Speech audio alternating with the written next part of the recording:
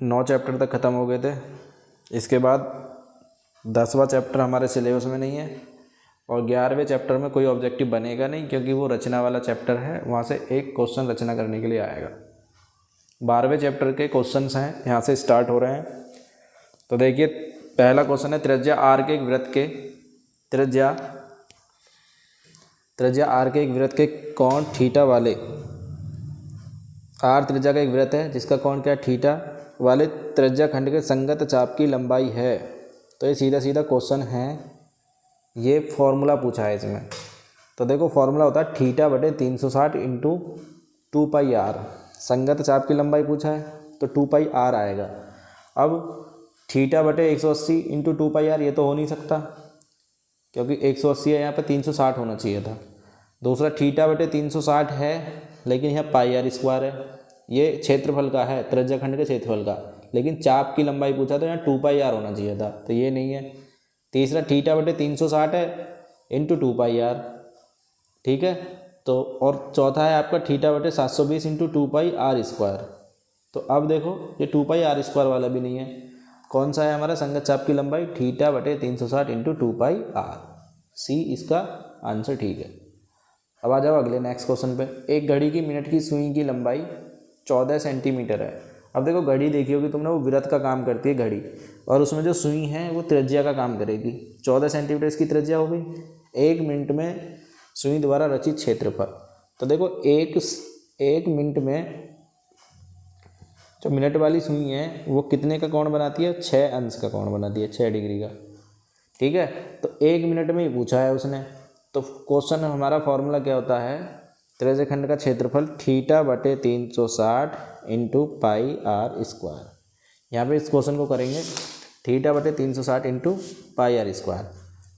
Theta कितना है 6, 360 into pi अभी ऐसे ही रहने दें, और आर कितना है हमारा, पाई की वैल्यू रख दो 22/7, 14 गुणा 14, 6 से 6 संग 36, 60 बार कटेगा, 7 दूनी 14, 2 से आपका ये 30 बार कट जाएगा। तो देखो ऊपर तो बचा 22 गुणा 14, नीचे बचा हमारे पास में 30। तो देखो 2 सत्ते 14, 2 से कट गया हमारा 15 बार, ठीक। 22 सत्ते 154 होता है, बटे में 15 भाग करेंगे तो 15 एकम 15 आ गया हमारा, 4 आ गया, तो 4 में ना जाने की 0 लगेगी, पॉइंट 40 हो गया, 15 दूनी 30, फिर कितना बचा 100, 15 छिक्का 90। तो लगभग जो ये ऑप्शन आ रहा होगा 10.26 के समथिंग, ये हमारा क्या है option number A is the right answer. Next इसके बाद में 83वां नंबर, चित्र में त्रिज्या खंड OAB का परिमाप। अब देखो चित्र दे रखा है इसमें, चित्र है हमारा ये वाला OAB, तो ये 7 है, तो ये भी 7 होगी, त्रिज्या है, और ये हमारा त्रिज्या खंड की लंबाई। तो देखो 7 परिमाप जो होगा, परिमाप बराबर इस चाप की लंबाई प्लस 7 और ये 7, तो 7 प्लस 7 प्लस चाप की लंबाई, तो 7 और 7 तो 14 हो गया, प्लस चाप की लंबाई होता है थीटा बटे 360 इंटू 2πr। और थीटा कितना है हमारा इसमें, थीटा है हमारा 60, यहाँ रख देंगे 14 प्लस 60 बटे 360 इंटू 2 पाई का मतलब 22/7, और आर कितना है इसमें, आर है हमारा 7, 7 से 7 कट गया, 6 छंग 36, 2 तिया 6, तो ये बचा 14 प्लस ऊपर कितना बच रहा है हमारा 22, और बटे में बच रहा है 3। तो आंसर एलसीएम ले लेंगे 3, 14 की 3 में गुणा होएगी, 14 गुणा 3 प्लस 22, तो 14 थी 42 और 22 कितना हो गया हमारा, 42 और 22 हो गया 64/3। तो ये वाला जो आंसर है 64/3 सेंटीमीटर, ये हमारा क्या होगा, इसका परिमाप होगा, ऑप्शन ए, ठीक। नेक्स्ट 84 नंबर, देखो 84 वाले क्वेश्चन बहुत अच्छा क्वेश्चन है, पिछली बार 2022 में ही आया है। एक इसी चित्र से हो जाएगा। चित्र में बिंदु O का बिंदु A तथा P से देखने पर अवनमन कोण की माप, A और P से अवनमन कोण बताना है। देखो ये कोण कितना है 45, तो अवनमन कोण यहाँ बनेगा, तो ये एकांतर कोण बनता है। जब ये 45 है तो ये भी कितना होगा यहाँ पे 45। ठीक, अब ए पे तो अवनमन कोण हो गया 45। अब देखिए ये यहाँ पे जो कोण बनेगा सीधा, ये हमारा 60 है और ये पूरा जो है ये पूरा 90 होता है। ये सीधा है परपेंडिकुलर, तो ये 90 होगा, ये 60 है, तो ये बचा कितना 30। तो ऑप्शन कौन सा होगा? ए पे तो है 45 अंश का अवनमन कोण और पी पे क्या है 30 अंश का। तो 45 और 30 क्या होगा इसका ऑप्शन। तो ऑप्शन नंबर बी इसका आंसर सही होगा। ठीक, आगे देखेंगे। एक घड़ी की मिनट वाली सुई, मिनट की सुई कितनी है? 8 सेंटीमीटर लंबी है, 5 मिनट में द्वारा रचित क्षेत्रफल बताओ। तो देखो 8 सेंटीमीटर लंबी है, तो 5 मिनट का, मैंने अभी बताया था 1 मिनट में कितने डिग्री का एंगल होता है? 6 डिग्री का। तो जब 1 मिनट में 6 डिग्री होता है तो एक क्वेश्चन को करेंगे, 1 मिनट में जो थीटा का मान है वो कितना है? 6। तो 5 मिनट में कितना होगा? थीटा बराबर हो जाएगा 6 गुणा 5 यानी कि 30 अंश। थीटा का मान 30 हो गया। त्रिज्या कितनी है? त्रिज्या है हमारी r, त्रिज्या बराबर r। तो इसे सॉल्व करेंगे, क्षेत्रफल बताना है। तो थीटा बटे 360 इंटू पाई आर स्क्वायर ये होता है। थीटा कितना है? 30। तो 30 बचे 360 इंटू पाई आर स्क्वायर। 0 से 0 कटेगा, 3 से कितनी बार कटेगा? ये 12। तो यानी कि ऊपर तो बचा पाई आर स्क्वायर, नीचे कितना बचा? 12। तो ये हमारा क्या है इसका आंसर? पाई आर स्क्वायर बटे 12। ठीक है, तो अब देखो कौन सा ऑप्शन है ये, क्षेत्रफल पाई आर स्क्वायर बटे 12 होगा। अगला नेक्स्ट क्वेश्चन 86 नंबर। 86 कह रहा है 21 सेंटीमीटर त्रिज्या वाले वृत्त के किसी चाप द्वारा केंद्र पर बना कोण 60 है, तो चाप की लंबाई, फिर वही फॉर्मूला, थीटा बटे 360। 86 क्वेश्चन, चाप की लंबाई है तो 2 पाई आर, क्षेत्रफल है तो पाई आर स्क्वायर, चाप की लंबाई तो 2 pi R square, 2 pi R. Theta कितना है हमारे यहाँ? 60 बटे 360 इंटू 21 सेंटीमीटर त्रिज्या थी तो 2 गुणा 22 बटे 7 गुणा 21। 60 से 6 बार कट जाएगा, 2 से कितनी बार कटेगा? 3। 7 और 3 मिलकर इस 21 को काट देंगे, बचा क्या हमारा यहाँ पे? खाली 22। बाकी सब कट जाएगा, क्या आएगा हमारा? 22 इसका आंसर है। 22 सेंटीमीटर इस चाप की लंबाई होगी। ठीक, नेक्स्ट 87 नंबर। 87 क्या कह रहा है हमारा? 87वें क्वेश्चन में है, एक लंबवृत्तीय बेलन का आधार का क्षेत्रफल। अब ये 13वें क्वेश्चन के चैप्टर के क्वेश्चन शुरू हो रहे हैं। तो उसमें क्या है कि एक लंबवृत्तीय बेलन का आधार का क्षेत्रफल 86 नंबर 87 नंबर। ठीक है, आधार का क्षेत्रफल यानी कि आधार का क्षेत्रफल, ये क्वेश्चन नंबर 87 हमारा चल रहा है। आधार का क्षेत्रफल है 16 पाई। आधार का क्षेत्रफल होता है पाई आर स्क्वायर बराबर 16 पाई दे रखा है, तो पाई से पाई कट गया, आर स्क्वायर बराबर 16, आर बराबर 16 किसका स्क्वायर है? 4 का, तो ये आ गया 4। आर की वैल्यू 4 आ गई। तो इसका आधार का व्यास क्या पूछा है? आधार का व्यास त्रिज्या का क्या होता है? दूना, तो 2 गुणा 4 यानी कि कितना हो जाएगा? 8। और ये हमारा सेंटीमीटर, 8 सेंटीमीटर इसका आंसर होगा, ऑप्शन नंबर सी। ठीक, नेक्स्ट है, एक धातु के गोले की त्रिज्या 10 सेंटीमीटर है, उसे पिघलाकर 2 सेंटीमीटर त्रिज्या की गोलियां बनाएगी, इस प्रकार गोलियों की संख्या। देखो क्वेश्चन बहुत अच्छा है, 88वां नंबर गोलियों की संख्या वाला। एक धातु के गोले की त्रिज्या कितनी है? 10। त्रिज्या है हमारा जो बड़ा गोला है उसकी त्रिज्या आर ले लेते हैं कैपिटल, 10 सेंटीमीटर है। इसको पिघलाया और 2 सेंटीमीटर त्रिज्या की गोली बनाई, तो गोली की त्रिज्या कितनी है? गोली की त्रिज्या वो आएगा 2 सेंटीमीटर। तो देखो गोलियों की संख्या कैसे निकलेगी? गोली की संख्या बराबर जो बड़ा गोला था, बड़े गोले का आयतन को भाग कर देंगे किससे? एक गोली के आयतन से। एक गोली के आयतन से उसे हम क्या कर देंगे? भाग। ठीक है, तो अब देखो बड़े गोले का आयतन आएगा 4/3 पाई आर क्यूब। गोले का आयतन ये होता है 4/3 पाई, छोटे वाले गोले के लिए छोटा आर ले लेंगे। 4/3 पाई से 4/3 पाई कट गया, तो बचा क्या? आर कितना है ऊपर? 10 और नीचे आर छोटा वाला कितना है? 2। की घात कितनी है 3, तो 2 पंजे 10, तो ये बचा 5 की घात 3, यानी कि 5 गुणा 5 गुणा 5 कितना आता है 125। तो गोलों की संख्या कितनी आएगी 125। ऑप्शन डी इसका सही होगा। देखिए 13वां चैप्टर स्टार्ट हो गया। अब एक चैप्टर और बच रहा है इसके बाद में। क्वेश्चन नंबर 89 क्या कह रहा है, एक शंकु तथा बेलन के आधार तथा ऊंचाइयां समान हैं, यानी कि शंकु और बेलन के आधार और ऊंचाई समान है। देखो R1 मैं मान लेता हूँ शंकु की और R2 के बराबर है, आधार भी और ऊंचाइयां समान हैं, तो H1 बराबर है हमारा H2 के। तो ये पूछ रहा है उनके आयतनों का अनुपात। तो शंकु का आयतन बटे में हो जाएगा बेलन का आयतन, ठीक है, बराबर। देखो शंकु का आयतन 1/3 पाई R1 का स्क्वायर H1 हो जाएगा, ये हो जाएगा पाई R2 का स्क्वायर H2 हो जाएगा। अब एक बात बताओ, पाई से तो पाई कट गया हमारा, ठीक है। R1 और R2 ये दोनों बराबर हैं, तो ये भी आपस में कट जाएंगे क्योंकि दोनों बराबर दे रखे हैं। H1 और H2 भी बराबर हैं, ये भी कट जाएंगे, तो बचेगा क्या 1/3।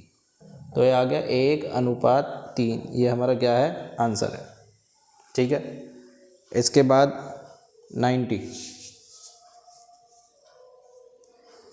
90वें नंबर पर आ जाएंगे क्वेश्चन पर।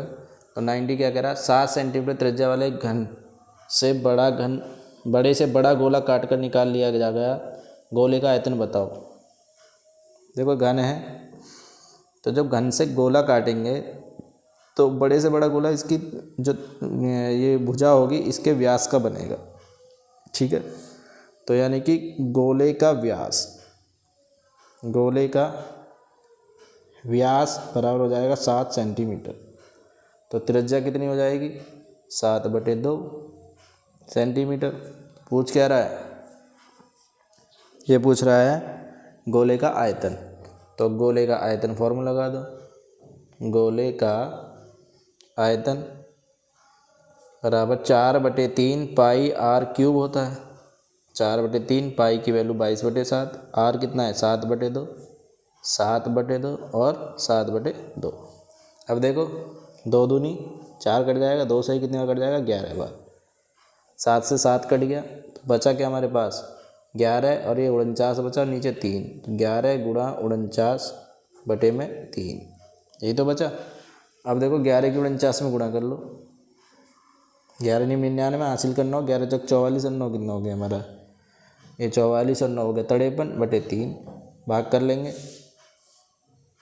3 एकम 3, बचा कितना हमारे पास 3 7 21, बचा 2 19, यानी कि 29,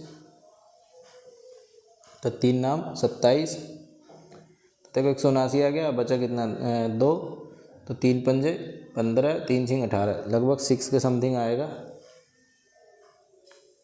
तो ये हो गया हमारा 179.6 के समथिंग, तो ये हमारा पॉइंट में आ जाएगा, ये आंसर आ गया 179.5, ठीक है। क्योंकि यहाँ से हमारा ये नेक्स्ट क्वेश्चन पे चलेंगे, इसके बाद बी ऑप्शन इसका सही है। बहुत अच्छा सवाल है। नेक्स्ट 91। तो 91 पे क्या है, दो गोलों के आयतन का अनुपात, दो गोलों के आयतनों का अनुपात 64:27 है, उनके वक्र पृष्ठों का अनुपात बताओ। तो देखो गोलों का आयतन क्या होता है 4/3 पाई R1³ पहला गोला और 4/3 पाई R2³ दूसरा गोला। तो 4/3 पाई से तो 4/3 कट गया, कितना दे रखा है 64/27। तो यहाँ से देखो सिंपल सीधा सीधा निकल आएगा, R1/R2 का होल क्यूब कितना आ गया 64/27। तो इसको मैं लिख सकता हूँ 4/3 की होल पावर 3, तो यानी कि R1 कितना होगा 4, R2 कितना होगा 3। तो R1 तो निकल आया हमारा 4 और R2 कितना निकल आया हमारा 3। इसके बाद में क्या कह रहा है, इनके वक्र पृष्ठों का अनुपात। तो वक्र पृष्ठों का अनुपात कैसे निकालेंगे, फॉर्मूला होता है 4 पाई R1 का स्क्वायर बटे 4 पाई दूसरे गोले के लिए R2 का स्क्वायर। 4 पाई से 4 पाई कट गया, R1 हमारा आ चुका है 4 का स्क्वायर और R2 कितना है 3 का स्क्वायर, तो 4 का स्क्वायर तो हो गया 16 और इसका हो गया 9, तो 16:9 इसका क्या हो जाएगा आंसर। ये बहुत अच्छा सवाल है, सैम्पल पेपर में भी दिया हुआ है इस बार के में। तो 16:9 किसका आंसर, ऑप्शन नंबर डी हमारा क्या है इसका ठीक है।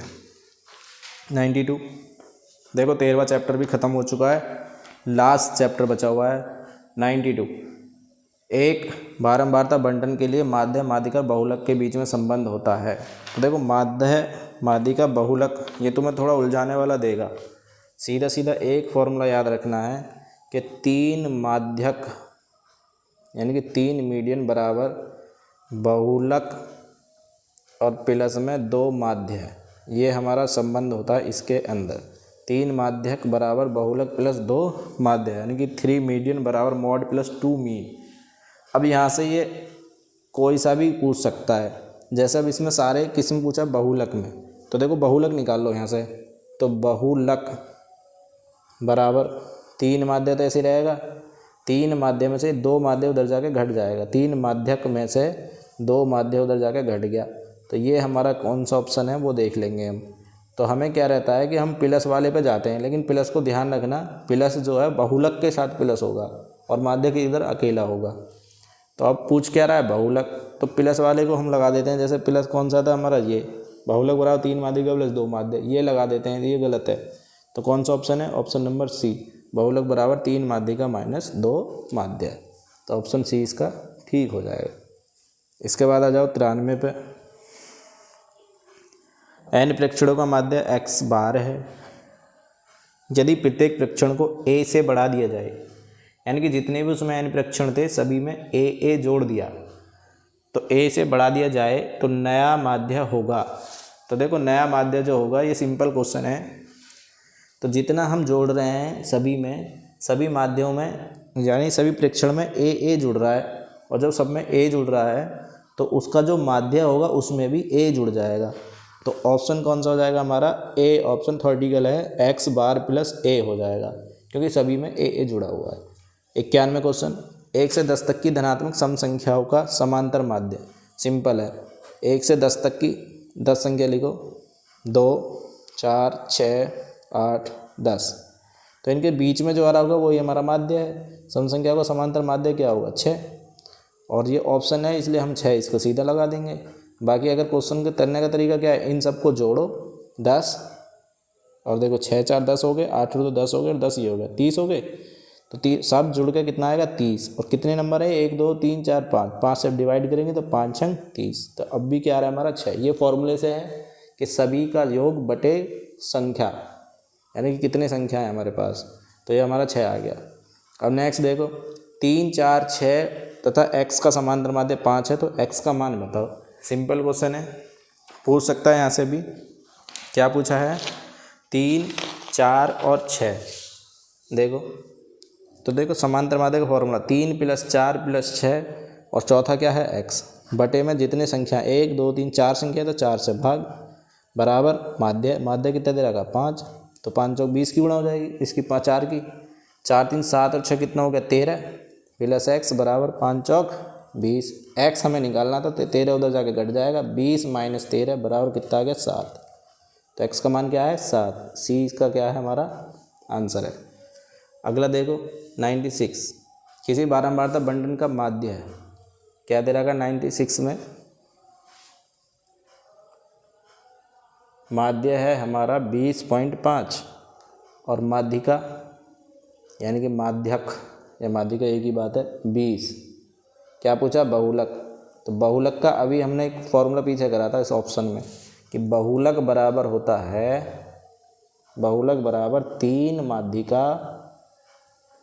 माध्यिका माइनस 2 माध्य है। ये हमारा किसका फॉर्मूला है, बहुलक का। तो 3 माध्यिका कितनी है भाई 20 माइनस 2, बहुलक कितना है, माध्य कितना है 20.5, 20 या 60 माइनस देखो 20 दूनी 40, और आधे का एक ये हो जाएगा 41, ठीक है। तो 60 में से 41 का कितना बचा 19, तो बहुलक क्या आ गया हमारा 19 इसका हमारा क्या है ऑप्शन नंबर सी इसका राइट आंसर है, ठीक। 97 लास्ट हमारा, इसमें लास्ट से पहले अभी 97 क्या कह रहा है, 27 23 x - 4 x + 4 15 3 और 7 का माध्य 15 है, तो x का मान बताओ। देखो ये भी वही क्वेश्चन है, सबको जोड़ो, यानी कि 27 plus 23 x minus 4 plus x plus 4 plus 15 plus 3 plus 7 बटे में कितनी संख्याएं, 1 2, ये एक अकेली है, 3 1 ये है, 4 5 6 7 और बटे में क्या आएगा हमारा, बटे में 7 ही हमारा ये आ जाएगा। ठीक है, तो 7 संख्या है ना ये, 1 2 3 4 5 6 7, 7 संख्या बटे में 7 और बराबर में इसका माध्य कितना दे रखा है, तो बराबर माध्य दे रखा है इसका 15, बराबर में क्या रख देंगे 15। इसके जैसा क्वेश्चन है, यहाँ खाली x पूछ रहा था, यहाँ 2 जगह x है। देखो 4 से तो ये 4 कट ही जाएगा, 27 23 आपका कितना हो गया 50, 3 7 3 10, देखो 50 और 15 65 और 7 3 10 75 हो गया, ये टोटल कितना हो गया 75 जोड़ने के बाद, और प्लस में x और x कितना हो गया 2x, और इधर 15 7 105, 75 उधर घट जाएगा, तो 2x बराबर 105 में से 75 घटाओ तो बचेगा 30। तो देखिए x बराबर कितना आ जाएगा, 2 से कट जाएगा 15 बार, तो x बराबर आ गया 15, x का मान कितना है 15। तो इसका देखो 15, इसका क्या है हमारा राइट आंसर है 15। 15 कहाँ है, 15 है ऑप्शन नंबर बी। देखो लास्ट एक्स जो क्वेश्चन है वो थ्योरेटिकल है, क्या कह रहा है लास्ट क्वेश्चन में, इसके में निम्न में से कौन सा केंद्र प्रवृत्ति की माप नहीं है। तो देखो केंद्र प्रवृत्ति की 3 माप होती हैं, कौन कौन सी पढ़ी है हमने, 3 माप होती है, माध्य है, माध्यक, बहुलक। होती नहीं है कौन सी माप, केंद्र प्रवृत्ति की माप नहीं होती, मानक विचलन। माध्य भी होता है, माध्यक भी होता है, बहुलक भी, हम तीनों चीज़ पढ़ चुके हैं। तो केंद्र प्रवृत्ति की माप नहीं है, मानक विचलन। डी ऑप्शन इसका ठीक है। देखिए ये हमारा कंप्लीट हो चुकी है सीट। लास्ट 5 से 6 क्वेश्चन और बच रहे हैं, इसी के साथ हमारे ऑब्जेक्टिव का सेशन पूरा हो जाएगा। देखिए 99 क्या कह रहा है, सूत्र x bar a plus sigma F I you I upon sigma F I into H में, ये देखो लघु कल्पित माध्य लघु विधि है, जो कल्पित माध्य से आगे लघुत्तर विधि थी, स्टेप डेविएशन मेथड कहते हैं इंग्लिश में, उससे मीन का फॉर्मूला है वर्गीकृत बारंबारता बंटन का माध्य प्राप्त करने के लिए यू आई। तो देखो इसमें फॉर्मूला होता है यू आई, कैसे निकालते हैं, तो यू आई जो निकलता है हमारा वो एक्स आई में से हम क्या घटाते हैं, ए बटे में क्या आता है एच।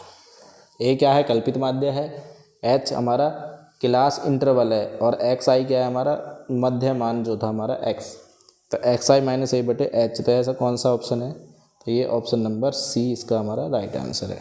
ए छोटा बड़ा कोई सा भी हो सकता है। देखो 1 से 9 तक की प्राकृतिक संख्या को समांतर माध्य, तो ये भी सिंपल है, 1 2 3 4 5 6 7 8 और 9 समांतर माध्य निकालना है। तो देखो कितनी संख्या है, इसके बीच वाला जो नंबर होगा वही हमारा समांतर माध्य। देखो 4 इधर छोड़ दी, 4 इधर, तो बचा कौन बीच में 5, तो समांतर माध्य क्या आएगा 5। ये ऑब्जेक्टिव में करना बिना फॉर्मूले के, अगर ऑब्जेक्टिव में नहीं आता वैसे आता तो इन सबको जोड़ो और 9 से डिवाइड करो तब आपका 5 आएगा। प्रथम 10 अभाज्य पूर्णांकों की माध्यिका होगी, तो देखो इसकी माध्यिका प्रथम 10 अभाज्य पूर्णांक, कौन से पूर्णांक, अभाज्य। तो अभाज्य संख्या शुरू होती है कहाँ से, 2 से। तो देखो हम लिखते हैं यहाँ पे 101 नंबर चल रहा है, तो 101 नंबर का क्वेश्चन क्या कह रहा है, प्रथम 10 अभाज्य पूर्णांक। तो प्रथम 10 के अंक से 2 3 5 7, उसके बाद में 11, उसके बाद 13, उसके बाद 17, उसके बाद 19, देखो हो गए 10, 2 4 6 8, कोई छूटना नहीं चाहिए बीच में। 19 के बाद आएगा आपका 23 आएगा, और फिर आएगा 29, तो 2 4 6 8 10 पूरे हो चुके हैं। इनकी क्या बतानी है हमें, माध्यिका। तो माध्यिका जो इनके बीच में आएगी, अब देखो बीच में कोई एक नंबर नहीं मिलेगा क्योंकि n बराबर 10 है, 10 का मतलब सम संख्या है। तो फॉर्मूला क्या होता है हमारा, n बटे 2वां पद प्लस n बटे 2 प्लस 1वां पद बटे 2, ये हमारा माध्यक का फॉर्मूला है, माध्यिका का। ठीक है, अब n कितना है 10, तो 10 बटे 2 यानी कि 5वां पद प्लस यहाँ पे कौन सा आ जाएगा 6वां पद बटे में 2। अब देखो 5वां पद कौन सा है, तो 1 2 3 4 5, 5 बाय 11, 11 प्लस 6 है 13 बटे में 2, तो 11 13 कितना होगा 24 बटे 2, यानी कि आंसर आ जाएगा 12। ठीक, ये हमारा सूत्र से है। अगर हमारा ऑप्शन है तो हम देखो कैसे करेंगे, बीच में ये 2 नंबर बीचों बीच मिलेंगे, क्योंकि 4 इधर छोड़ दिए, 4 इधर छोड़ दिए, तो इन दोनों को जोड़ो बीच वालों को और इसका आधा कर दो। तो 11 और 13 कितना हो गया 24, इसका आधा करा कितना आ गया 12। तो ये बिना क्वेश्चन के अगर ऑब्जेक्टिव आ रहा है तो सीधा बिना फॉर्मूले के कर सकते हैं। 12 इसका क्या हो जाएगा आंसर। तो 12 कहाँ है 101 में, तो 101 का 12 ऑप्शन नंबर बी। नेक्स्ट आंकड़े 10, 13, 17, 19, 10 है, 13, 17, 19, 12, उसके बाद क्या है 15, फिर 19, फिर 20, 19, 17 का बहुलक। देखो बहुलक वो है जिसकी बारंबारता सबसे ज़्यादा हो। तो यहाँ सबसे ज़्यादा बार 19 दिख रहा है तुम्हें, 19, 19, 19, तो ऑप्शन नंबर सी इसका राइट आंसर होगा। 19 इसका बहुलक होगा। देखो 103, 10 व्यक्तियों के भार का समांतर माध्य 45.6 किलोग्राम है, उनके भारों का योगफल। देखो भारों का जो योगफल आएगा, भारों का योग जो होता है वो माध्य में गुणा कर दो संख्या की। माध्य में कितने गुणा, जितने व्यक्ति हैं 10, तो माध्य कितना है 45.6 गुणा 10, तो 10 की गुणा होगी, पॉइंट खत्म हो जाएगा, 456 इसका हमारा क्या आ जाएगा आंसर। 456 कहाँ है, बी ऑप्शन। ठीक, देखिए 14वें चैप्टर के ख़त्म हो गए हैं। ये 1-2 क्वेश्चन बच गए थे, वो लास्ट में है, 8वें चैप्टर का है।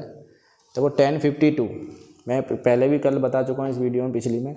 1052 के साथ बोलो जो 90 बना दे, तो 52 के साथ 38 90 बना गया। तो 1052 तो ऐसे ही रहने दूँ। इस 1038 को मैं लिख सकता हूँ 10 90 माइनस 52। अभी तो 38 लिख रहा है। 10 60 की वैल्यू में पता है √3, 10 30 की वैल्यू में पता है 1/√3, तो √3 से तो √3 कट गया। ये 1052 ऐसे ही रहेगा। तो 10 90 माइनस थीटा क्या होता है कॉट थीटा, कॉट 52, ये एक दूसरे के उल्टे होते हैं, तो इन दोनों की गुणा भी क्या आएगी 1, और 1 गुणा इधर से आएगी, तो 1 एकम 1, ऑप्शन नंबर सी। इन क्वेश्चन के ज़्यादातर आंसर 1 या 0 ही मिलते हैं, माइनस में होगा तो 0 मिलता है ज़्यादातर। अब देखिए बिंदु लास्ट -4, 0, 4, 0 और 0, 3 पर एक त्रिभुज के शीर्ष है, वह त्रिभुज होगा। तो देखो ए से बी की डिस्टेंस निकालने पहले निकालने ए बी, तो ए बी कितना निकलेगा 4 - 4, तो 4 4 8 का वर्ग हो जाएगा। ठीक है, फिर हम निकाल लें बी सी, तो बी सी जब निकालेंगे तो बी सी कितना होगा 0 - 4 यानी कि 4 का वर्ग, 3 - 0 प्लस 3 का वर्ग। ठीक है, तो ये 8 का वर्ग जो आया रूट में आएगा, तो ये आएगा 8। 4 का वर्ग कितना आएगा 16, 3 का 9 25, 25 का कितना आ जाएगा 5, एक 8 आ गया, एक 5 आ गया। अब देखो तीसरा सी ए निकाल लें, तो सी ए जब निकालेंगे तो x2 - x1 तो 4 का वर्ग, 3 - 0 तो 3 का वर्ग, तो 4 का वर्ग 16 प्लस 3 का वर्ग 9, तो ये भी कितना आएगा 25, 25 का रूट निकालेंगे तो कितना आएगा 5। तो देखो ये 5 है, 5 और ये 8 है। ठीक है, अब देखो इसमें 2 भुजा बराबर आ गई। कैसी आ गई 2 भुजा बराबर। देखो 5 बराबर है, 5 बराबर, तो कौन सा है ऑप्शन, समद्विबाहु। 2 त्रिभुज जिसकी भुजा दो भुजा बराबर होती हैं, वो त्रिभुज कैसे होते हैं, समद्विबाहु त्रिभुज। इसी के साथ ये हमारा सीरीज़ पूरी 105 क्वेश्चन की थी, ये पूरी कंप्लीट हो चुकी है। और एक दिन आपका बचा हुआ है पेपर में, आराम से तैयारी करें। एक बार इनके सभी का रिवाइज करने के बाद जाएं। तो best of luck for exam. Thank you.